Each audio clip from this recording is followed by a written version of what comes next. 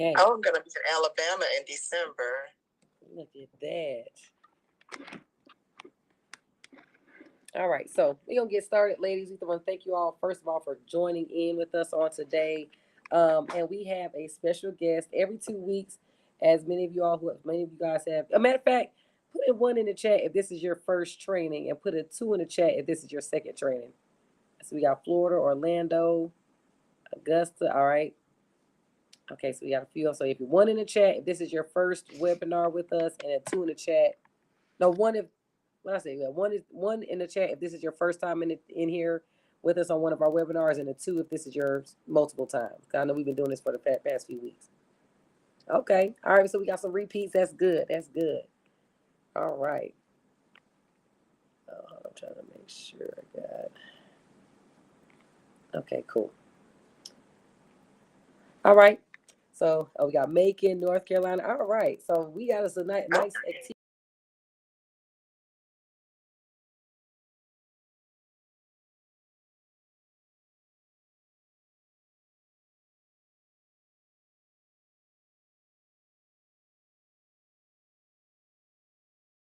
Got a nice variety of different states.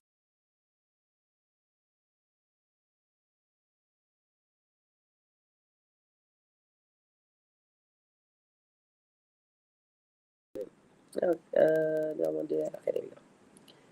All right, so cool. So yeah, and we still got people coming in. So if y'all see me multitasking, that's what's going on. All right. So I'm Erin McCray, your lucrative insurance strategist. Florida. And like I say, every 2 weeks, what we have been doing is we've been coming in to give you guys some training on topics that we know we are going to be teaching in our in-person event that's happening in October. But some people, if you get to make it or not make it, we want to make sure that you guys have the opportunity to speak with these business experts. Some of them are in our industry, some of them are not. Miss Judith is one of our ones who her specialty has nothing. Doesn't deal with hair, but she specializes in helping businesses. And I'm a hairstylist, so she's helping many hairstylists and other small businesses be able to get access to grants and even set their business up so they can actually get access to other contract funding. Okay, so these are different. This is a type of funding, guys, that you do not have to pay back. All right, so I know many of you guys are in here because you want to grow your business. You're looking for ways to get funding. Loans are not always going to help for everybody, or maybe not trying to get into that. So we want to make sure we bring somebody in that can really help you in that area. So I'm gonna let Miss Judith introduce herself and introduce her business a little bit more. So you guys put some hurrahs or some fire in the chat or some claps in the chat to recognize and welcome Miss Judith, and she is going to speak for us for today. So Miss Judith, go ahead and introduce yourself before we get into our questionnaire about what we're going to ask you. All right, not a problem. Hi, my name is Dr. Judith Fletcher, and I am the founder and CEO of Jules Coaching and Consulting Services. And one of the things that I typically do originally, my passion for Jules Coaching and Consulting Services was really to work with women that are in transition. As a single mom who had to start over in life, I went from being homeless with my two boys to having to restart over in life. And I came across so many women that had dreams of starting businesses, wanted to go back to school, wanted to better themselves so they could also be independent, being able to provide for themselves and their children. That eventually led to individuals as well as like nonprofits asking me to assist them with their grant writing as well as their nonprofit management, because my original background in grants was from nonprofit. Then, of course, COVID happened. Yeah. And once COVID happened, everyone was like, wait, let's go ahead and try to funnel some of this money that we're getting from the federal government down to small businesses. And after going through reviewing a lot of the different requirements for these funding, I was able to help many of my clients, as well as friends and family that also came through me once they saw the benefit that many of my clients were actually acquiring from the business fundings that were out there from like the different corporations, the government, as well as small businesses that were all trying to help people keep their businesses open, or at least help them to stabilize their home-based businesses.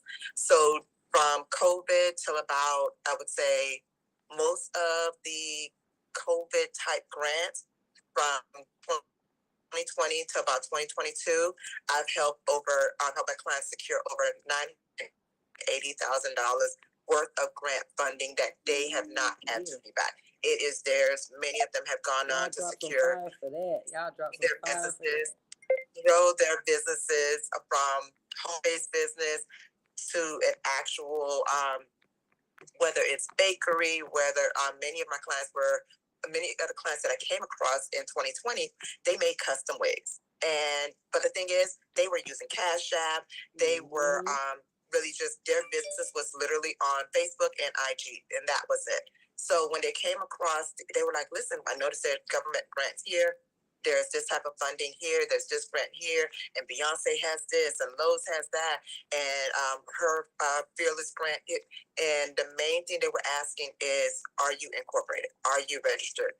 So I actually had to take many of these individuals that were able to finally get the funding back to the basics, making sure that they legitimize their business. It wasn't about, hey, I'm posting every day, posting, pictures of hair and pictures of cupcakes and pictures of the treats that I make and dinners that I'm selling and the clothing that I'm making, so on and so forth.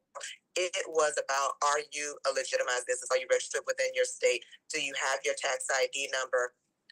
Do you have a business bank account? Nope, not Cash App, not Chime, not just your Zelle and your Venmos. You can use those as payment sources, but where are you sending those dollars? Are they going to a business bank account? So kind of working with them hand in hand and getting them to get those basics in place. Even those that went through, we're able to help them get some funding through the government. Many of them, the attorneys that were working like with the SBA, they started working with me to help my clients legitimize their business. And they started showing me, they were like, listen, if you can help us help that client show proof of their existence prior to the 2020, we will help you to give them that $10,000. We will help them to get this amount of money that they're applying for.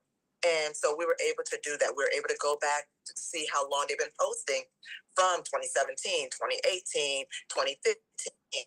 And we had that track record. And so good thing is they decided to accept those. But of course, as COVID go down a little and they got a little bit under control, many offices and businesses started to open. A lot of these funding sources were not giving out money as quickly if you were not a legitimate business. Yes, you were out there doing the work, you were hustling, you were losing sleep, you were working 40, 50, 60 hours a week. Really trying to build your business, but it wasn't on paper. And so I had to keep going back into this very day. I still run across clients that are generating a nice, hefty amount of money in their businesses, but they don't have documentation to show for it. They don't have their business taxes to show for it. They don't have their businesses, even if they've gone through and they finally got the business bank account. Because so many people are like on Facebook and it's like, I'm going to go to Navy Federal. I'm going to get this cousin and this person. Let's just jump on Navy Federal. Then Navy Federal is like, listen, we don't want to play around with you guys. If you're serious, you're serious. Don't come over here playing. So many of them were like, okay, yeah, we have the business bank account, but that's it. We're not reporting our businesses to the taxes. We're not claiming this because it's going to affect other benefits. And it's just like, no, you have to decide, what are you doing? Are you trying to build a legacy for your family? Or you just want to keep it as a hustle? If you want to keep it as a hustle, keep it as a hustle, but just understand it's going to limit the type of resources that you have access to. If you want to grow it as a business, sacrifices have to be made, which means you have to make sure everything is in order. And so that's where I've come in, working with the clients, ensuring that one, they are grant ready, and two, that any questions that they have as far as making sure they don't have to go all the way back from scratch and really establish their businesses, and that they have a complete understanding of the services that they offer and what type of money they're looking for. What are you asking for the grant for? No, they're not going to give you the money. Just we want to make sure we got a question there for you, Miss Judith. I'm so sorry. You know how I get the minute I get on. Amber, you know you have to stop me. Yeah, we do. I'll give it all for free. Yeah, but we want you to do it too. I mean, we want you to be able to give something that you guys already know. When we have these webinars, guys, y'all gonna be able to leave us something. But we want to make sure, we know we got people from all over, and we want to make sure y'all grasping everything, right? So first things, Miss Judith. Now you've been talking about his taxes, you've been talking about these grants. Let's just get to the definitions first. What is the difference between with them getting these different types of funding? What is the difference between them being able to tap into grant funding? And do you even want, and if you don't want to touch on the government contract and like to show the difference between the two, it's up to you. Do you want to even talk about that today, or you want to stick with just talking about the grants? Okay, so what would you say the difference between, if they're understanding like getting a grant versus, okay, we also make sure we're equipped to be able to get other funding from like the state or the government, because we were talking about the different government opportunities as well. What are the differences between it? What is it, and what is the difference between it? I should say. Okay, so when we talk about grants, normally there is an application process, and there is a timeline where, let's say, they're going to give you this award. That award is normally given one time. Very few grant opportunities will give you, a grant on multiple bases, and that's only if you're a nonprofit. I have rarely seen a for-profit grant funder actually award you more than once. And so that's a one-time thing. You were selected kind of like a lottery, and you were awarded this money based on your application and what it is that you say you would do, whether it's going to help you with marketing, it's going to help you to provide training, acquire material, whatever the case may be. But that is money that is for your organization, for you to do what it is that you stated that you would do in your application. And that is money that does not have to be paid back. That is for your business to use in a manner in which you stated that you would use it. Okay. With contracting, with having the contract with the government, that is basically you getting into an agreement with the government stating that you will offer XYZ services, and these are your rates. And so it's guaranteed money. It's not a grant. You are doing the work for it, but this contract may be for a year. And it's a service that you're delivering, whether you're providing the federal government with printing paper. Mm-hmm. So you will tell them every 6 weeks, 6 months, every month, you will deliver X amount of printing paper to their offices at the different schools or the government, the courthouse. And so this is your contract. Your contract could be 100,000, it could be a million, it could be less, it could be anywhere in between. But the money, again, that you don't have to pay back. But there are certain requirements that you have to have in place, and they normally state that in the RFP, the request for proposal. When they post it and say, we have a contract opportunity, it could be to come in and clean the DCF office in the southwest area of your community. And they just need someone to come out and provide cleaning services. It doesn't even have to be you. You don't even have to be in that state. And you apply for those services and just contract out with a local person. And so you subcontract out with that local person because you will be the contract holder, and you just pay that other business to go out and do the work. You just need to make sure that they're reporting to you and they're actually doing the work. And then you report it back. And every time you report, there's an agreement in place that will let you know how you'll be paid. Sometimes it's on a reimbursement basis. Sometimes with some of these contracts, they will give you a certain amount to kind of get started. And then from there, it's either reimbursement or 5-day period where you do the work and you submit your invoices. Within 30 to 45 days, that invoice is paid. All right, perfect. So, okay. Well, that's it. Now that, so then you talked about how you may not have to necessarily do that service, but with most of our individuals on here, pretty much everybody on here is like either a beauty professional in the hair industry in some type of way, or barber. And what type of grant opportunities do you feel is available? A type of opportunities that are available, do you feel is out there for this population of people? And I know somebody's on the live. That Jenkins, I know you have a link. Click the link that text you so you can come in and you can ask her questions, or you can type the questions in the chat. For those of you all who are live on the Facebook, if you want to talk to her directly, come in that Zoom link that you got on your messages. But yes, Miss Judith, what did you say will be available mainly for those this population of our of clients?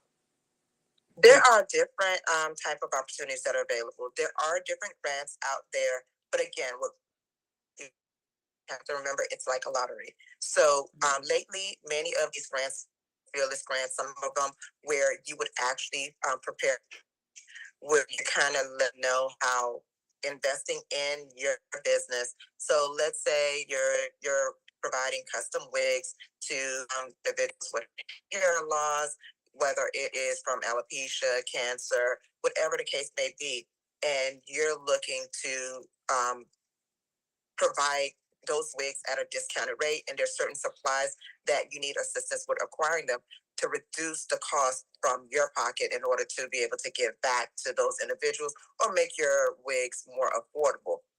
They would need to know what that costs, what supplies are that you're looking for, and how it will benefit the community, because all these grants want to know that you're giving back to the community. So you have the like I said, there are Amber, Hello Alice has their different grant opportunities. They typically promote grant opportunities that are for women-owned businesses. There's like the Fearless Grant, where on their site they have an ongoing application where you can continue to go on and you can complete the application one time. You're able to apply for different grant opportunities that come up, but you have to make sure you are a good fit. They will let you know what they're looking for. Do they need you to be in business for at least a year or 2 years?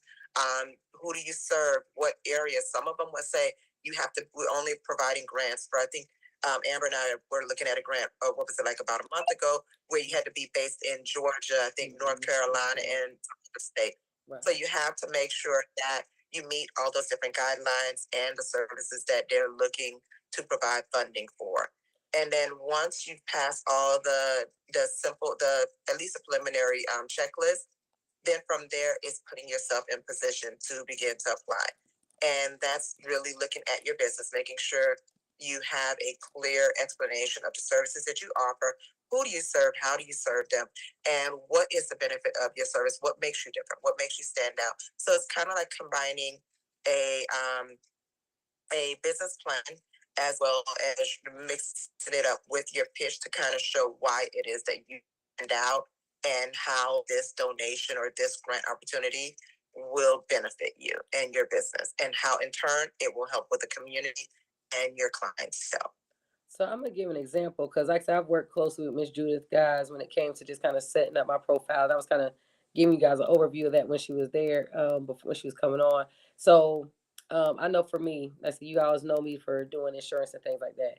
But like I said, where I tried to start targeting my audience, she helped me see how. Okay, well, we were able to hit two different areas. I had staff that were women who were running into conflicts as far as being able to work all the time because they had children. So there were grant opportunities we could tap in that way, being able to hire in individuals who are in those in those different minority categories that, like I said, single parent, not being able to get work with all those different hours during the COVID. Another thing we were able to do was, okay, I do provide units for individuals, cranial prosthesis, but there are some people who can't afford it. So she helped me be able to just because she gave pretty much give us like a packet that we can work with, and in that description we were able to say like, okay, well, maybe I'm targeting a certain population of people who can't afford the services. Maybe I'm targeting specifically cancer patients. Maybe I'm targeting specifically mothers who's getting off of drugs, or just different things that people need wigs for. So those are different nonprofit opportunities that we can tap into. And then of course she said, you need to set up a nonprofit, which I haven't done that part yet, but that's a whole thing. She helped me see that maybe instead of just giving it out of your business, you can set up a nonprofit so you can apply to those. So there are different things that you can apply for. Like she said, you got the for-profit businesses, you have the nonprofit businesses. Either way, depending on what it is you're trying to get into, you just got to read that criteria and make sure that you have those things. But the biggest thing is you need to have your paperwork right. So whatever option you take, it's already set up. Okay. So Miss Judith, we're gonna keep on going. When it comes to like leveraging government contracts, I know you kind of briefed into that a little bit. But like, how can you offer, hold on, let me make sure I did what we need to do with as far as what they benefit. Okay, we talked about the different specifics. So when it comes to leveraging government contracts for those who decide to take that option, because with us, many of us try to get in through the VA.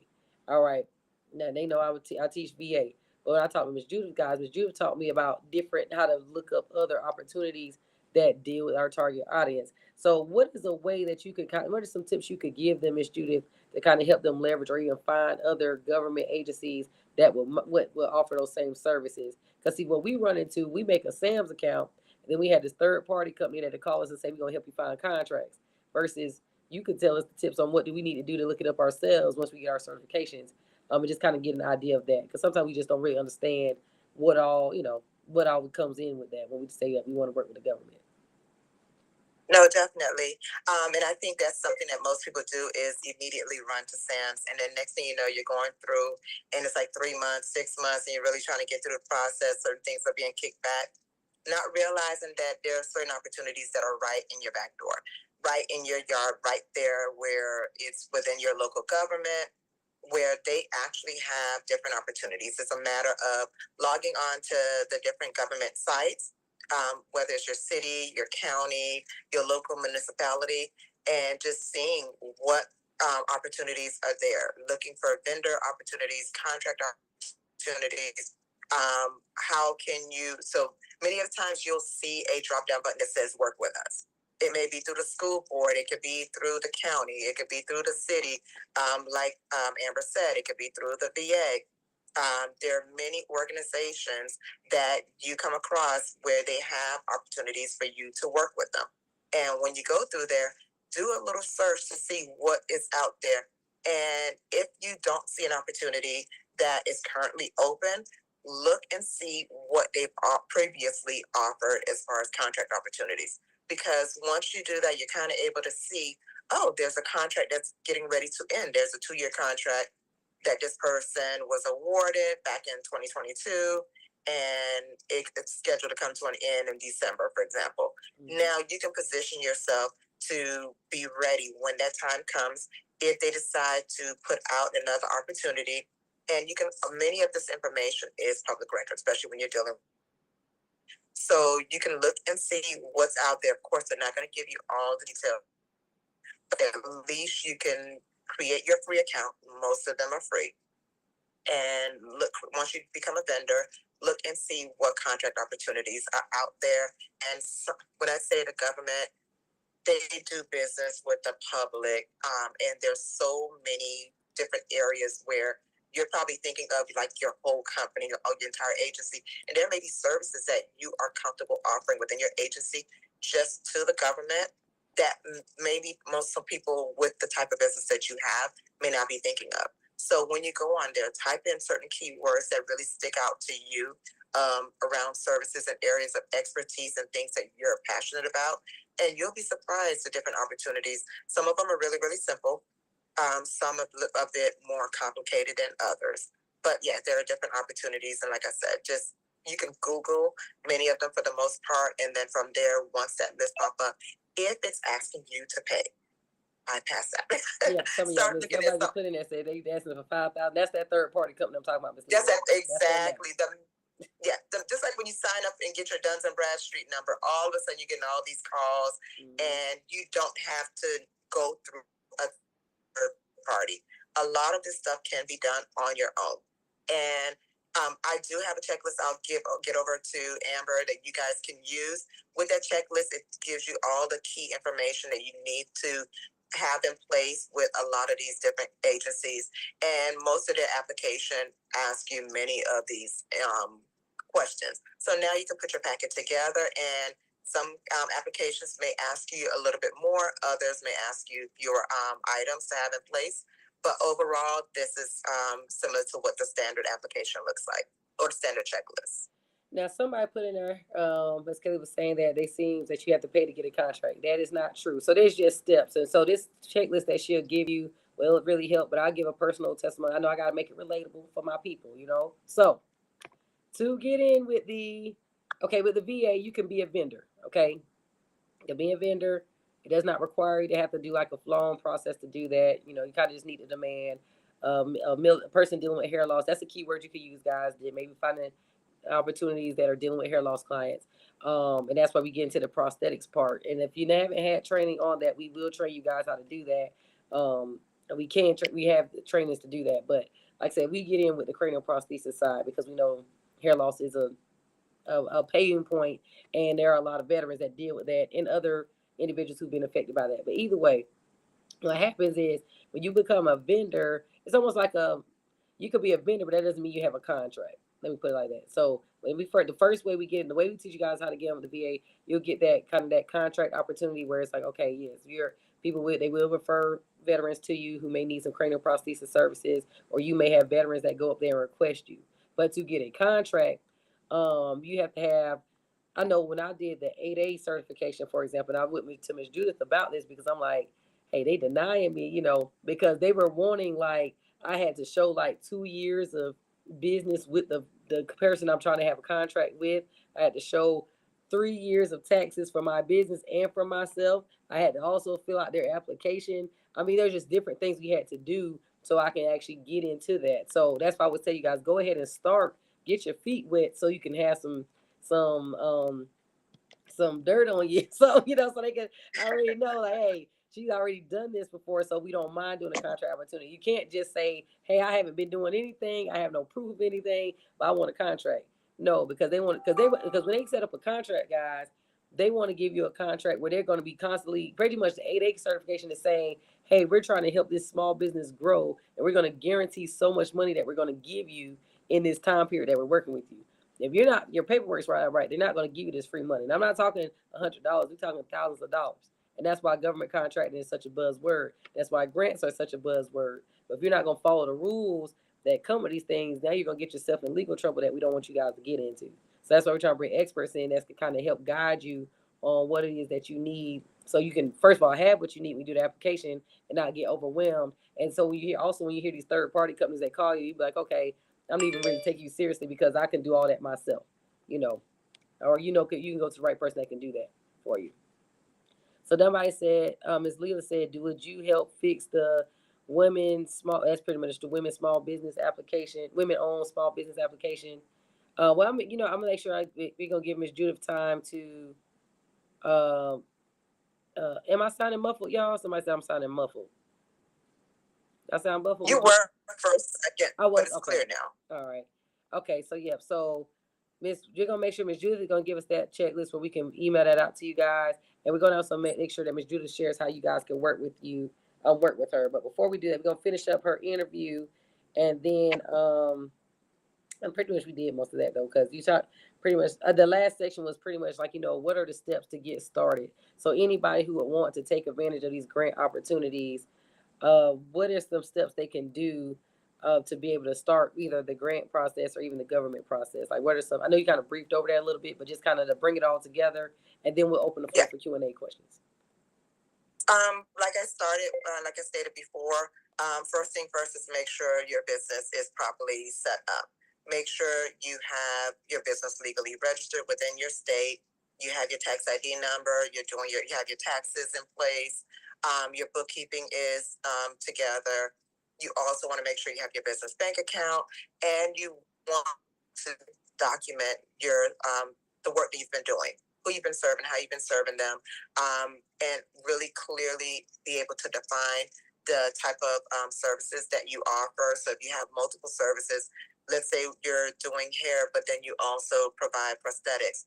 Okay, you need to be able to explain what each service is like and what it entails.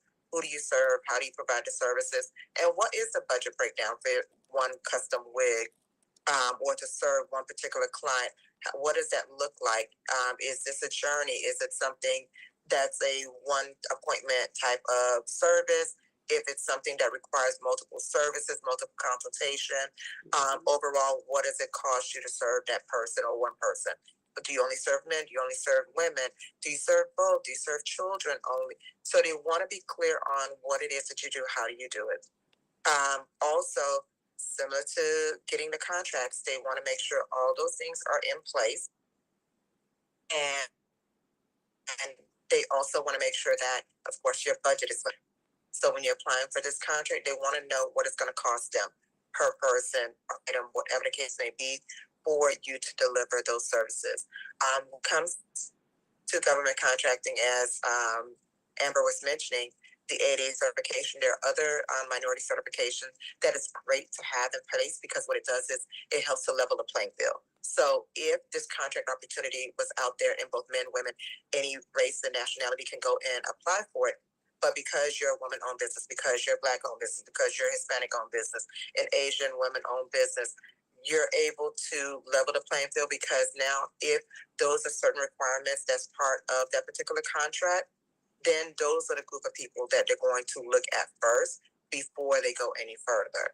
And oftentimes, larger companies who have these contracts are required to subcontract or work with, in some way, a minority-owned business, a smaller-owned business, a small disadvantage-owned business. So they have certain requirements. So now you're able to possibly reach out once you become certified to some of these other larger contract holders to say, hey, I can take on this particular service that you're contracted to provide, and I can do it at this particular rate. So now you don't have to go through the big application process with the government.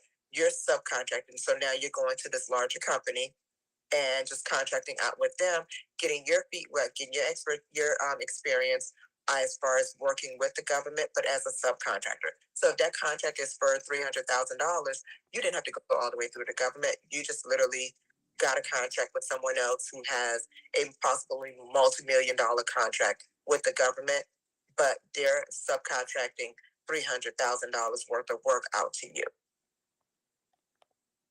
You see how that? Y'all see how that can play out? Like this should be making your brain just explode. Like, oh, okay, either you finding a way to be that company that's subcontracting, or you're trying to look now for companies that actually can subcontract and need you guys. So we do have. We're going to open up the floor for questions and Q&A. So if you guys have any questions, please make sure that you put a hand up so we can tap on you and get you guys to be able to. Let me bring it up so I can see you guys. So if you raise your hand, we're going to give the opportunity for Ms. Judith to be able to answer you guys' questions. So any questions, or if you want to type it in the chat, we can do that as well. Do we have any questions? Hey, Amber, and hi, Miss Judy. Hey, this is Valencia. Hi. Is it okay to go ahead and start asking our questions? You can go ahead, but you're supposed to raise your hand, but I'm going to let you go ahead. I put it in the chat. Sorry. No, go ahead. I started working on the 8A certification process, and I see where they have the notation that they're working on something, and as far as applications being submitted, it was going to be on hold. So I'm not sure if what I'm doing is going to take effect now, or are we going to have to wait until they're done with the maintenance? I guess it's maintenance on the application platform. I found that on the 8A certification link. Do you guys see that? You got them? Because I kind of missed part of it. You got it right. Yeah, so what I would say is wait for their site to be up, because even if they had updates for you, if they're doing any type of maintenance, there are things that may change, and they want to make sure everything is correct in their system. So I would say give them some time. And then if anything, they will email you if they need to email you any updates. Okay. And do we have to look on, because I was looking at sam.gov and I was looking at some of the contractors, but are you all able to show us how to filter out what we need to filter out when we go to search for contractors who already acquired certain contracts, like DME contracts? I'll pass that on to you, Amber. Yeah, so honestly, I would look for DME contracts. I just never really see them. So like I said, what I had to do when I talked to Miss Judith, it made me kind of get creative to see who would offer, because what happens is you talk to some of these agencies, like I said, we know the VA has a department for DME contracts, whether it's for mastectomy, for the breast, or for the cranial prosthesis.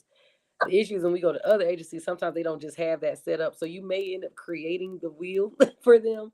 But if you put it together, usually when you get these certifications, that gives you the opportunity to get that proposal, so you can ask and say, hey, I offer these supplies, and I see, your agency has cancer patients, or your agency has clients who are burn victims. You have so many different departments that offer services for our population of hair loss clients, especially it's not going to always all be military, but maybe a wife sector, their spousal sector and all that. So just kind of finding those areas. I honestly just did research on my bases near my military bases near me to kind of get ideas of places I would actually go give a proposal to when it comes to Okay. yeah. So, like, so for example, the hospital. Every military base has like a hospital, and there's different departments. I mean, military they do. So sometimes you just got to get creative because I don't see. Well, that's why I've talked to those third party companies. They could not tell me what contracts they really were going to be able to get me, and and so I just did. Of course, I wasn't gonna pay them all them thousands anyway, but I talked to them because I know y'all talk to them. And I need to know what they saying. So yeah, and they gonna say, oh, well, you just you got to pay this and go for it. No, no.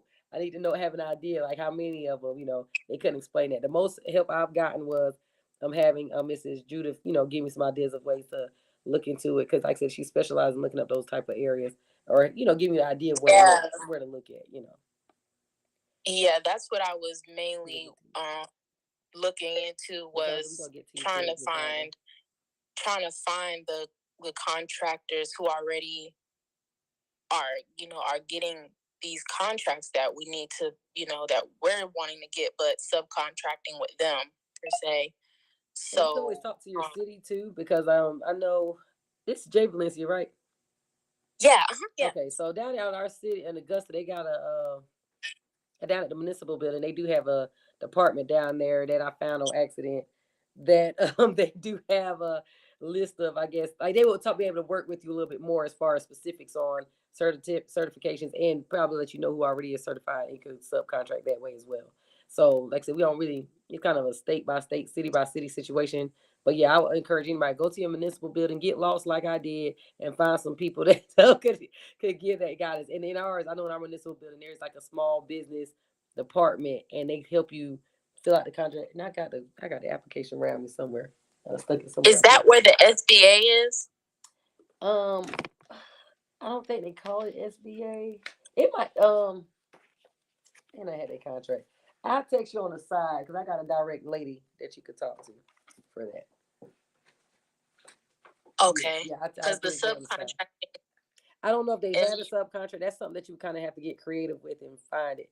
A lot of stuff, people, I gotta understand, this is like free money out here, y'all. People ain't just giving that out. Yes. So you got to kind of do your research and see. Work for it. Mm-hmm. Yeah, kind of like, this is an organization. I see where I bring value to this where I can bring value to this organization and come up with a proposal. ChatGPT could be your friend. Can you give me a proposal? I'm a person looking to subcontract with this business. I offer blah, blah, blah, blah services. Can you give me a proposal that I could present to another company that I wish to work with and go to them that way? And definitely contact them. And just let them know what it, like Amber said, you're looking to do business with them and the type of services that you offer. ChatGPT is going to become your best friend. Mm-hmm. However, please make sure that once you put certain things in ChatGPT, it's about making sure you're asking the right questions. But when ChatGPT spits it out, you need to understand what it is that you're looking for to make sure that what ChatGPT is giving you, it makes sense. And you're not just really going to take it. Something that exactly. You really do. Because ChatGPT was like, oh, this is what I'm going to spit out. Exactly. And then you present it, you're like, wait, this has nothing to do with what it is that I do. Exactly. So really make sure you're looking at what it is that ChatGPT is giving you back. ChatGPT is definitely great to kind of like help you clean up and help you gather data. And at least see what the format will look like. Because if we never wrote a proposal, we just don't know what it's supposed to look like. So at least that can give you an idea also. But definitely go make it, clean it up for yourself, guys. We do have another question. Somebody asked, I'm going to just go in order. I haven't seen it in chat, guys. Says, there is a way to raise your hand. I think you have to tap your name and click raise your hand, but it's okay. We'll go through the chat. Somebody asked, Miss Sanidia, if I'm saying that right, you can unmute yourself and ask your question. That's how you go. You had the question. Miss Sanidia, Cintia. Is it the one with the certified women-owned business? Oh, she didn't end up texting it. Okay, yeah, she didn't. Do you have to be certified women-owned business in order to work as a subcontractor? No, but it is definitely helpful. Yeah. Guys, you could okay, we could subcontract, but you guys can be the contractor. You could be the main Yes. thing too. She just giving that. But if you're not a person that does paperwork, subcontract might be best. Yeah. But yeah, but if you do all the work to become a women-owned business, I encourage you to be the main contractor Just if the you can. main contract. Exactly. Yeah. So when I mentioned the subcontract, it's more so, let's say you just want to, test the water, and there's an opportunity where you can, call that particular contract holder, and you're able to get in quicker. So while you're working on your certification, while you're working on other contract opportunities, you can kind of get your feet wet. You can kind of see what it's like. So now you can ensure that when you become the main contract holder, you're able to do it successfully. Great. That's a definitely good option, y'all. So and we have the Jenkins. Do you still have your question? Okay. Oh yeah. Sorry. Yeah, I'm here. Go ahead, that Jenkins. You can go ahead. Oh, okay. So basically, I just want to kind of give you a little bit of background and tell you what I got going on and see where I will fit into any of this information y'all giving. So I'm working at a shop where the owner actually specializes in hair loss. She got quite a few stylists. She got nail tech there. I'm the barber there, so we got like a lot going on in the shop. And specifically for me, I wanted to know, looking for male, grants for males, like black-owned businesses. That's like, it's kind of hard to find grants for males sometimes, if you ask me. I also have an instructor's license. I'm the owner of the shop, the barbershop part, manager of the salon. I came across some information about if you're doing something to stimulate the economy, they got certain things out there for people that do that. And in my opinion, the shop owner, by giving opportunities to the people that's in the shop, is in a sense stimulating the economy. And I don't know if y'all have information on that. Also, with the hair loss thing, is that something that insurance can cover? Like certain people insurance cover? And what city organizations or things of that nature can we connect with to try to get the information that we need to, get our hands involved in some of this stuff? Hope I said that right. No, that was a lot.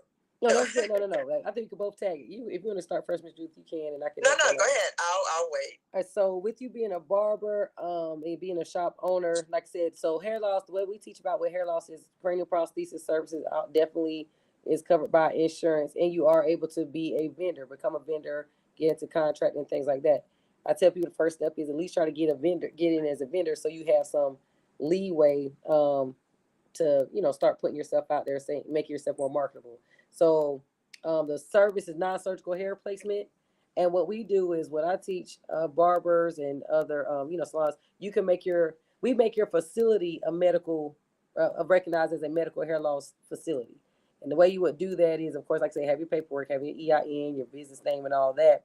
And if you want to get into the insurance side, we would do the application process. We teach you how to do the application process to become a credential provider with insurance companies, meaning you will be a durable medical equipment provider. And the equipment that you will be providing is the toppers, the toupees, the non-surgical hair placement service, the cranial prosthesis. On the government contracting side, we're dealing with one of the biggest contracts we teach. You can get on with the VA, okay, the Veteran Affairs Hospital, and you could get in as a vendor. You can be listed as a vendor there, and if you have clients who are getting hair loss that are veterans, that's a population that they cover, and they could come to you and get their services paid for.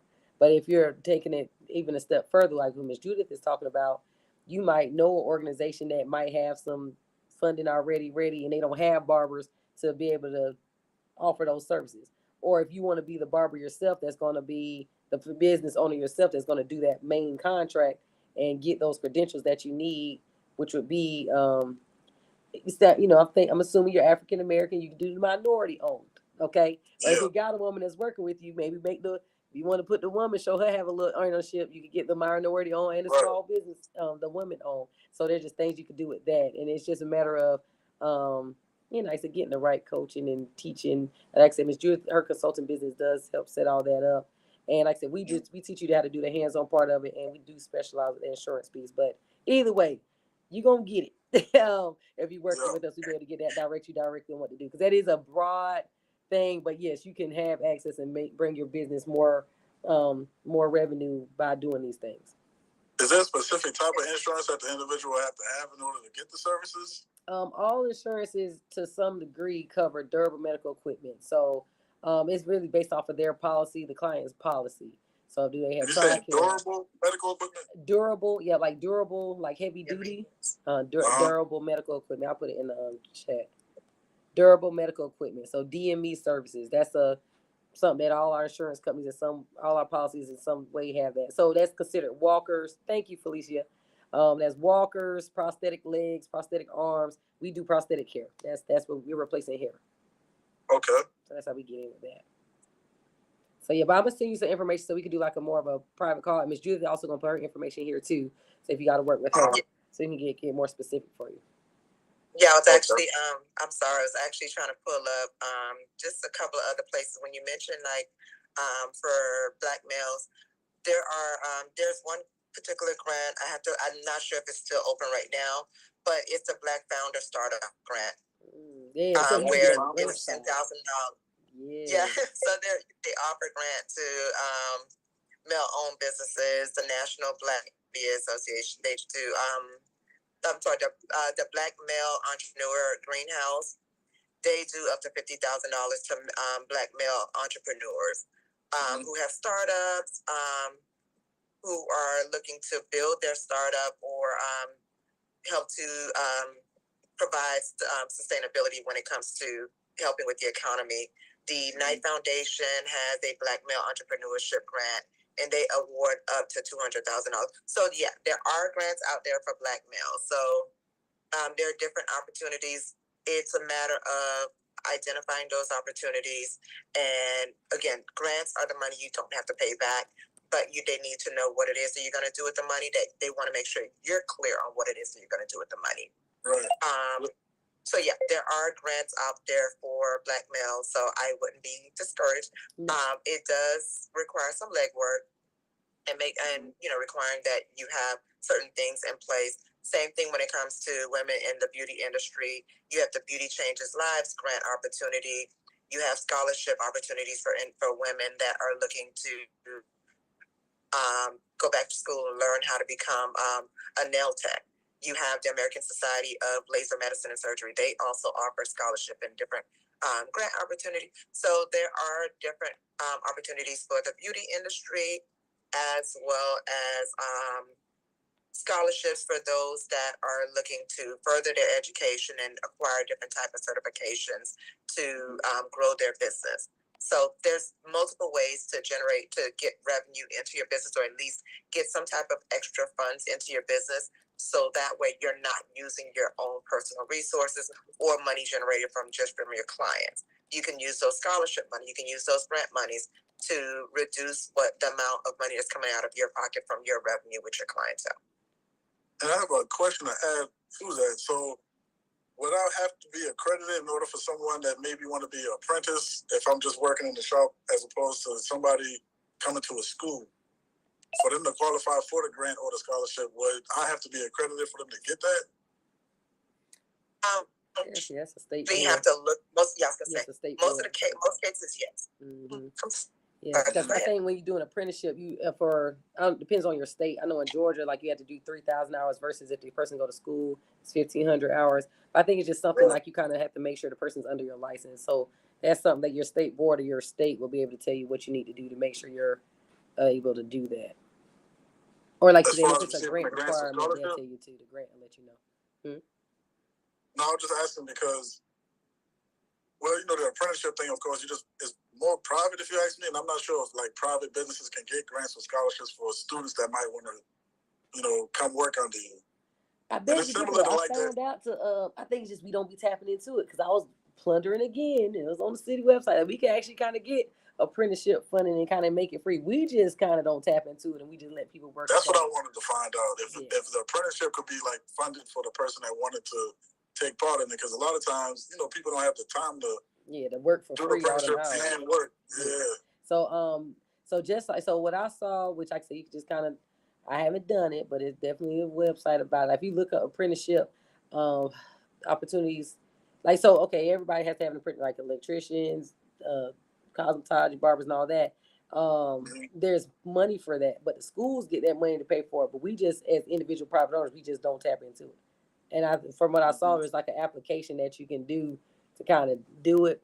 It was kind of hard to find an application, but you can always just kind of find somebody to talk to. And don't be surprised people give you the runaround. But from what I was reading requirement wise, there was no reason why we couldn't get that. It just looked like we just don't know we can get it. You know? Right. So so definitely work hard, work with that. But I'm Mr. Jenkins, we definitely gonna stay in touch with you. I know we just got a few more questions on here. I don't want to hold people too long. I got you. But we are going to make sure we put a way for you to be able to connect with us so we can work with you. Have like a free session to see what you really need from both of us. Okay. Thank you. You're welcome. All right, Miss Latanya said, if you have a cage code with the government and it's expired, is it easy to open it again and we have to reapply again? With Sam's, you do have to renew your application every year. So it's not, you don't have to start over. You just kind of got to do the renewal. Or Ms. Judith, if you have something else you want to, is that? No. That's exactly what I was going to say. Okay. It's just renewing it. Most of the information that you entered the very first time when you were approved should still be there. It's just a matter of updating what needs to be updated and just renewing it. We do have somebody in our live that had a question about their gun that came to grants for their business. And she was like, Ms. Zandra Moore, she asked, she said, I had to close my business last year and she's having to start over again. Will it be difficult for her to get a grant in that type of situation? When she said she closed it last year, that will make it a bit challenging because most grant opportunities are for existing businesses. Now, if it's something where she just hasn't renewed it, but it's something that can still be renewed, now if she dissolved the organization, then it's going to be difficult. She would have to restart over in order to be eligible for most of these grant opportunities.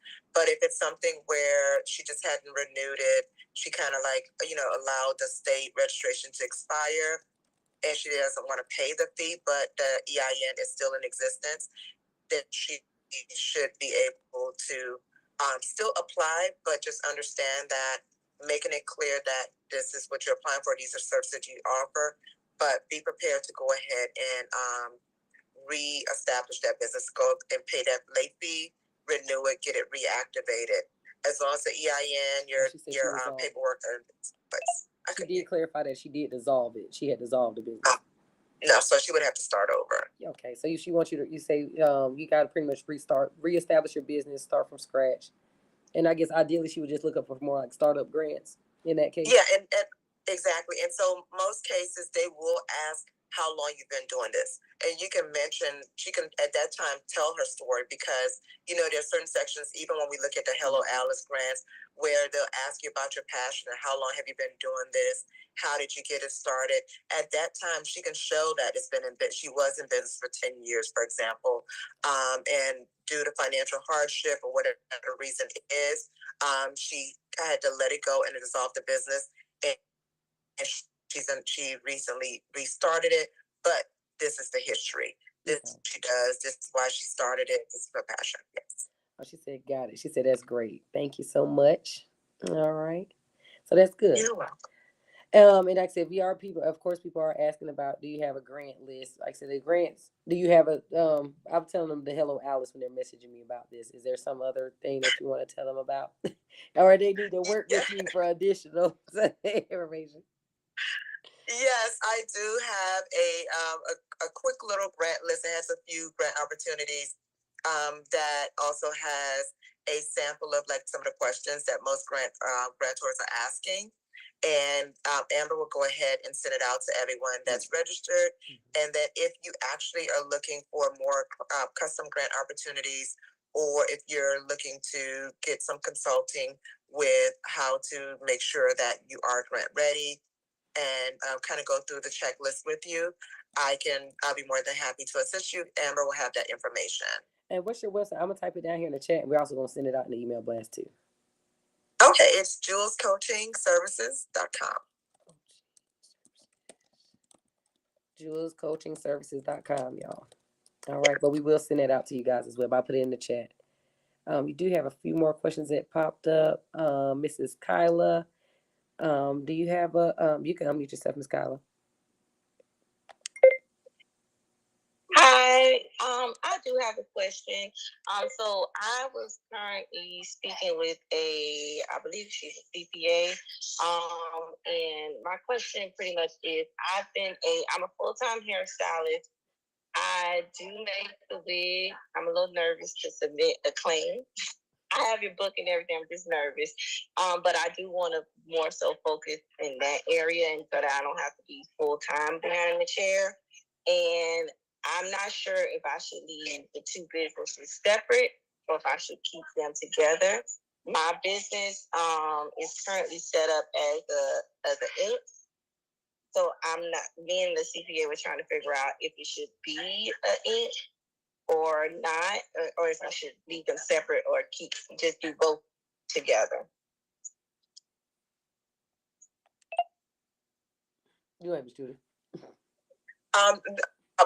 I was going to say, I'll let you, because it sounds like two parts. So it sounds like the billing part, you want to handle that, and I'll go to the business part. The way I would, well, actually, I'm gonna let Judith do the details on the business. If you're going to do the billing part of it, you still want, I wouldn't separate it. That's just me, because you still, when you apply, which Ms. Judith's gonna go into more details of why you don't need to separate it, but just when you apply, I mean, you can always do like a DBA or something like that you could do, and when you're actually getting credentialed with those companies to start billing, you want to still have all the stuff synchronized together, and you already kind of got some history on your current EIN, so just kind of keep that going when it comes to that. You answered it perfectly. Okay, all right. That sounds like, because definitely with their billing, go ahead and do your claim, girl. They're not looking at all the details like that. I mean, of course, we want to make sure if you have quality units that you're going to be doing. Go ahead and step. The biggest part is the paperwork. That's what the insurance companies care about. Is your business established? Does your EIN match the information you have on file? So if you have a name that's incorporated, it says Inc. at the end, and you just want to make your wig business sound different than that, do a DBA with the state. So when the insurance companies pay you out, they'll see that that's your actual name that you want to receive a check to.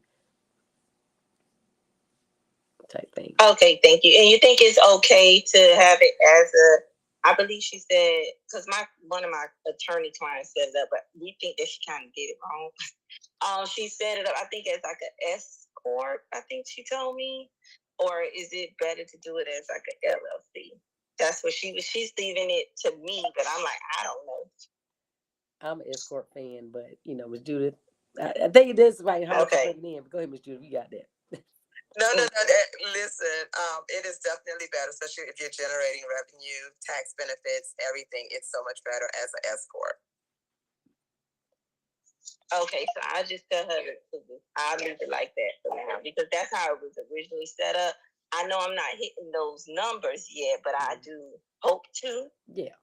Financially hit them big numbers, and so she was like, maybe we should just dissolve it and set you up as an LLC. And that just sounds like so much. I already have everything already. I'm like, I don't want to dissolve it. If you plan on taking your business serious, I wouldn't. I mean, it was definitely a few years before I started paying myself. The only thing in S corp, you do have to have a W-2 employee. But you don't have to pay yourself a lot to be considered a W-2 employee. But you hit those numbers. Your goal is to hit those numbers. Keep the S corp and do your thing. I mean, don't they have like 5 years before it really matters? Like yeah. And then also, it's some CPAs will tell you wait till you hit that 30,000 mark. Some people will tell you at least once you've hit that 10,000. So don't be alarmed. I see Trishelle said, "Hey, I need to change my LLC." You don't have to change it if you're not at least, I would say 10, 20,000. But if you are, then yeah, the tax benefits are so much better to go with the S corp. Okay, so because I'm a full-time hairstylist, so I guess I will be hitting those numbers with it being just my business, me working for myself. Yeah, because the way you're taxed as an S corp it's much easier, and you're actually keeping more money in your business in your pocket as an S corp than you would as a C corp or as a LLC. Okay, that's what I think my client was originally trying to explain to me way back then when she set it up, and that's not my arena. So I was like, whatever you do, whatever you say. And then Miss Judith, my question to you is, using Chat GPT for like answering the grant questions, is that okay? Yes, it is. Okay. So, or should we just like contact you as well? You can do both. ChatGPT, I absolutely love it. But remember, once it spits out the information, you have to be comfortable to go through and have the knowledge to go through it and make sure that what it's spitting out really makes sense and it lines up with what it is that you are looking to those funders and to the contractors. Okay, thank you. I think that was all I really appreciate it. You're welcome. And since we're on that LLC question, I see somebody's asking about that. Then with LLC, they can still file taxes as an S corp. Like they don't have to feel the need to go actually change LLC. They can just go file taxes as an S corp or something like that. Yeah, there's a I think it's like 8825 or I can't remember the exact number, but there's a form that you want to submit it preferably a month before you submit your business taxes, your profit and loss, your what is it? I forget what it's called, but your LLC taxes. You want to go ahead and get your tax person to submit that, just so the IRS can get the heads up that you're submitting your taxes soon, and you want them to review your business taxes as an S corp business tax. Your tax return, you want it to be viewed and reviewed or processed as an S corp. So you want to try to get that out to them before you actually submit your taxes. But it's like 8865 or 88 something. But that's the form that you want either yourself or it's a one-page form. It's really simple to fill out. You're just selecting S corp and then your business name, your EIN number, your business information, your personal information. So that way, once they receive it, they'll have it on file that when we get documents from whoever the tax person is, the CPA or your tax professional, this organization wants to be viewed as an S corp.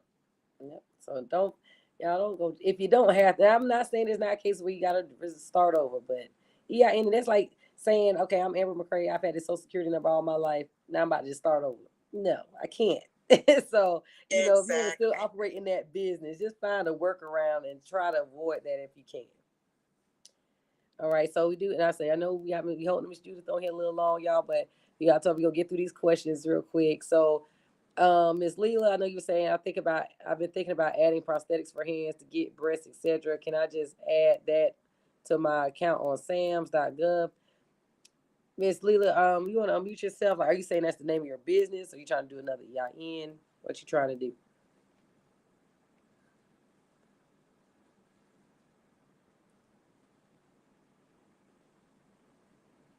Ms. Leela? Yeah, unless it's like I don't really see a need to add. If you already have your business under there, Sam's, they not that specific like that, aren't they? I mean. Yeah, I feel like they're not specific on there. Go ahead. Yeah. I feel like they're not that very, specific at the end of the day. I'm just noticing when I go on to the available contracts and stuff out there on SAMS, that it's a lot of ones like leg prosthetics, hand prosthetics. It's not hair prosthetics. Yeah. So I'm like, I wouldn't put that on there though if I don't offer that though. Don't put it if you don't offer that. Because I'm just like trying to figure out. I'm just like, it's not a whole lot you got to do. They just want you to be the supplier. Like they'll be doing all the install. They just want you to supply it. Right. But you have to be certified. Like before, okay, so for example, I know I mentioned that, DME equipment that we could use as mastectomy, like the mastectomy option. We do have a lady on here who she still had to go to training to get that certification. You don't just start offering prosthetics for hands, feet, even if you're buying it, because you're not going to have access to the vendors. So Right. Yeah. So Right. don't even don't even do that to yourself. Just Okay. like you find, like I said, prosthetics for hair is not popular. We're the ones that's gonna make it popular. We just haven't. We didn't know you can go to dermatology at the VA. You can go to dermatology on base. Go to the hospitals on base. You can go to the cancer centers. There's so many of them on base.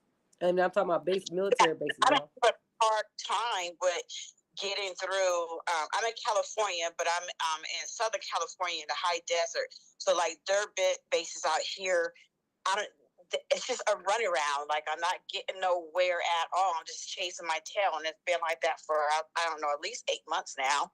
Just constantly not getting no answers. Getting those, when you get those certifications from what Ms. Judith explained to me, and even when I worked with SBA directly, they give you you get the certification, you get access to a list of other businesses who may be looking for it. We don't have the certifications, we be running around because we don't have the certifications to talk to the right people. So you get that makes sense then, because I do have the I got a letter back from the woman-owned small business, and it's not a rejection letter. It's just some things that need to be corrected on it, but it didn't say very specific. Like I put up my resume, but apparently they want a different type of resume. So I contacted SBA, and SBA don't have a department that actually goes over that with you. You know, it's like they usually have like a little tutoring, like a little mentor. I think mine was through a college, but like it's a small part of the pay. You on the website, you gotta find the one for California. They have some people who will directly talk to you, say this is specifically what you did wrong. And he's like, that's how I knew I specifically skipped one tax year. And they was like, yeah, they're gonna keep denying you. Or I specifically did not submit minutes that showed I was a president of my organization, and I didn't have a meeting saying that. They specifically told me that because I went through SBA website and they have a helpline. They have a whole helpline section. It ain't SBI directly, but it's like a little sidebar. Yeah, because I got a meeting with the guy and we talked about it, but he started steering me towards grants and stuff and didn't like stay focused on what I really needed help for. So maybe I just call back that same number and say, hey, I really need someone that they can fix this application for me. Like that's what I particularly need. And that's then I can application. Tell me what I need to do to fix the application, because they ain't gonna fix it for you. They gonna tell you what you need to do to fix it. And you gotta be specific, because they will play. They will just play. And I'm just saying, be that specific. Okay. All right. Thank you. You're welcome. All right, Mr. Jenkins, he said, what the client have to be referred to you about medical. Now, Mr. Jenkins, you talking about insurance. Today is grant day, but they would have to be referred. Now, okay, so the question is, would the client patient be referred to you by a medical professional? Would you be self-determining who would qualify for hair loss services? We aren't doctors, so we don't do the diagnosis, but we do give you the tools. Like I said, I actually teach the class on that. We teach the people how to go get a prescription for your doctor, so that from their doctor, so they can bring that back to us. But the doctor has to put on their file that they have a diagnosis. So it's a whole nother, like I said, I don't want you to think I'm trying to cut the topic off. It's just a whole nother process of stuff that they need to do, when it comes to the insurance side. And before they can even get referred to, you need to be a provider anyway to actually get a claim directly. But if we do have a shortcut that we do, and we talk about it on our other free webinars, it's just today we just kind of trying to focus on the grants and stuff today. And Mr. Shell, I know you said you had a question, Mr. Shell.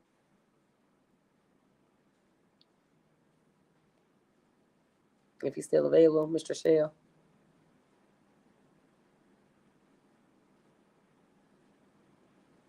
Miss Louisiana.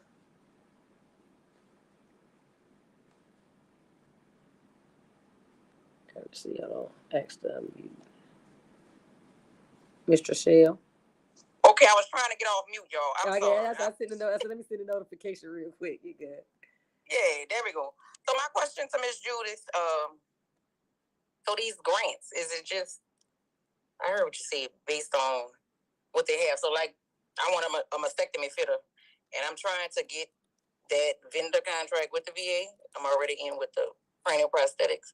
So to be able to offer more services to get myself out of here, get my business out there to the community, that grant is good for, the mastectomy fitter side, or I could just use it for anything to, hire people or something like that in here to help, because I need help now. There's another form to make. Okay, is there a grant that you've already identified, or are you asking, are there specific grants for those services? CPAs would be the best. Specific grants for those services. Tax person would do that. there may be Your tax person would help you a lot with that, Mrs. Teresa. What's out there. There are different grants, and I would love to say. But there is another form. The 1120S is what you do your S corp taxes on, but you would need another form to be able to do your to change yourself to an S corp so you can file that way. What specifically you're looking for. And starting to do the actual research and see what grants are out there that would fit what it is that you're offering. Now, you may have certain grants for that does prosthetics, but it may not be specifically to breasts or hair, but they may be open to it. So it's a matter of responding to it. It may not say breast, it may not say hair, it may just say prosthetics. It may be for cancer patients or individuals going through different type of treatment. So it may not specifically say what it is that you're looking for it to say, but once you review it, and you'll be able to see, look, this is a good fit. I can definitely apply for this and show them how the services that I'm looking to request funds for will be a good fit. Okay, and so the list that you're sending out, that'll be a list of the grants we could look into, or we need to go search for that on our own? Because I done did Hello Alice, Beyonce, and all them other grants. It's just exhausting. It is. So with the grant list that I'm going to give over to Amber to send out, it will have different grant opportunities, not specifically for prosthetics, but for women-owned businesses. Some things will be along the line of hair industry, beauty. So it will be grant opportunities within that, but it's a matter of actually going into it, seeing what the requirements are, seeing if you are a good fit for it. So basically, it's just different grant opportunities that's currently open. Okay, all right. Yes, I got a question for you. Yes, ma'am. How can I reach? Do I have to reach out to another VAs? Like, the easiest way is, you do have to reach out to other ones, or like say if you have a veteran in that area, that's probably the easiest way. So they don't question.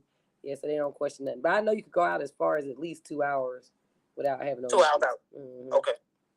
I know what Charlene asked too. She said, "Are there grants specifically for a hair loss specialist?" Which that pretty much answered that question too, Ms. Judith, what you just said. Because guys, I got a grant. Like there's grants, like I said, for your business. I know I got a grant with the city during the pandemic for $7,500. Which matter of fact, many of y'all probably got on here for that.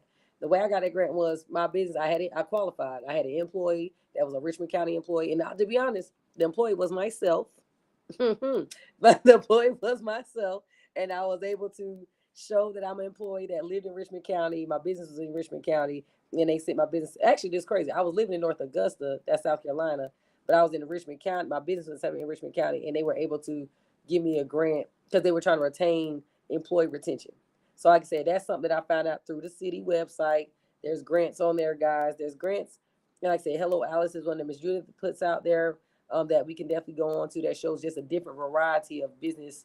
There's a whole bunch of different things. But I'm just one of the ones, let me go to the places that's not as researched, and the city guys, I'm telling you, they have like a whole, in the municipal buildings, they have like a whole department specifically to help us out, when times are tough. So that's something that you can look into. And I'm trying to wrap it up. So I know we got one more question on here from Mrs. Hunter, Sanice Hunter. If you want to talk about that, extra question, and then I'm gonna just let you guys know how y'all can get some extra training just in case we gotta let Miss Judith go.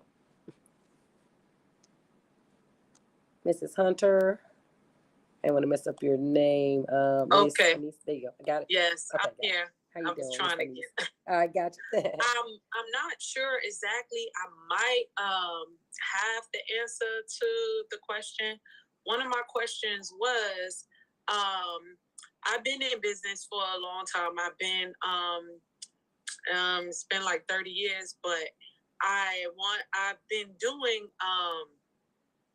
prosthetic and making wigs and stuff for clients, but I haven't really been advertising it as much, just kind of word of mouth, and I have done quite a few. But my question is, I actually was diagnosed with cancer about 5 years ago. So I was like not in business for about 4 years going through chemo. And now I'm back up in business, and I just moved to I had a brick and mortar, and now I just moved to a salon suite. So what my accountant did when I was going through chemo, prior I was an escort, and now he put me to LLC while I was, going through that transition. And I believe Miss Julia has said that I can just put the form in now, right? And go back to the escort, right? And you get it, Miss Judith. But yeah, we can. And just put the form of but I wasn't quite sure. She didn't the exact form that I can maybe look it up and to send, because now that my CPA that I was, when I'm not wanting to go back to him after everything, a lot of things had transpired. I don't want to go back to him. So I'm kind of like trying to find a good CPA and knowing what to do, but I don't know for sure what to ask for, and what direction, and making sure that they are leading me into the right direction. I'm getting the document number, the form number. Give me just a moment. We did have a tax person about about 4 weeks ago.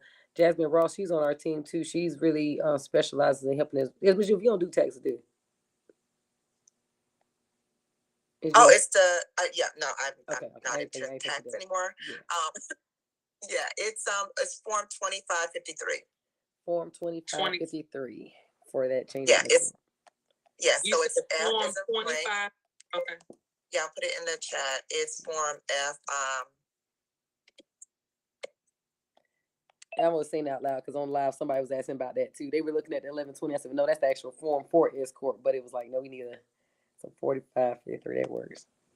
Escort form to change over is the F2553. We got you, Miss Kelly. You were actually our last one today that we're gonna have ask a question. But yeah, if you want a tax person that can help out, we did have a interview with Jasmine Ross Consulting. She helps a lot. I know with me, I actually had my corporation listed wrong, and she did that form and I got a letter from the IRS saying she put in that form, and I got a letter from the IRS saying they changed me back to an S corp because I actually I just had the wrong corporation listed. But yeah, so they will do that and communicate it correctly. Yeah, because that's what I was wondering, if I had to dissolve it and go back, and I'm like, it got to be a way, because I was an escort originally, and now I went to the LLC, so got to be a way. And that's why I just wanted to know like what to do, because I have been not in business per se for the last 4 years, so I'm trying to get back and get in my business rolling back again. So that's what I wanted to know, like what I needed to do. And if you're doing it as you say, it's the same business, yeah, I don't see no issue with that. Okay. And Miss Judith, you got Miss Kelly. Miss Kelly had one more. I know somebody asked about the class. If you guys missed a lot of this, you're welcome. We do have the replay gonna be coming to you guys, but we're gonna let Miss Kelly ask her last question so we can free Miss Judith. And well, we do thank you all for the great questions. Yeah, I don't feel like we rush you, but I know we done hit that hour mark, and I be telling my educators we gonna keep it short. You go ahead, Miss Kelly. Okay, so mine is more confirmation on when you were speaking about not having to pay anyone for so that only comes in with when you going underneath of somebody else. That's when they start charging you. And then the other thing was the gentleman that spoke earlier, and he mentioned about if you have somebody working underneath of you and you're able to get a grant. I didn't realize that. That was pretty interesting. I think you said you were going to drop something somewhere for us to get information on how to do that. Say if somebody was working as an apprenticeship, and you were saying that a lot, we don't take advantage of that. So I just wanted to know a little bit more about that. You gonna go first, Ms. Judith? I will answer that. Yeah, I was gonna say, I think that sounds more like an Amber question. The first one, okay, I know for sure the second one, I haven't done it yet. I just know it's out there because I looked it up. Somebody mentioned it to me. I went and looked it up for my state. Like I said, you kind of just would look up apprenticeship opportunities, and they would put you as, there's a section for apprentice. I ain't done it, Miss Kelly,